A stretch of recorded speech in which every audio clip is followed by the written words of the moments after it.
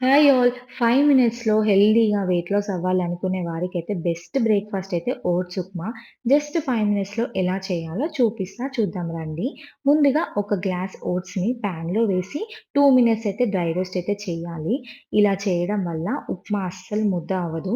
ఇప్పుడు కొద్దిగా ఆయిల్ వేసి ఆవాలు, జీలకర్ర, పచ్చిమిర్చి వేసి వేయించుకోవాలి. అల్లం ఉంటే అల్లం కూడా చిన్న చిన్న ముక్కలుగా వేసి వేయించుకోవాలి. తర్వాత నచ్చిన వెజిటబుల్స్ అన్నీ వేసి ఒక 2 మినిట్స్ అయితే కుక్ జేయాలి. 1 కప్ ఓట్స్‌కి 1.5 కప్ వాటర్ వేసి, సాల్ట్ వేసి బాయిల్ చేయాలి. ఇక్కడ వాటర్ అస్సలు ఎక్కువ వేయొద్దు. కరెక్ట్‌గా 1.5 వేయాలి.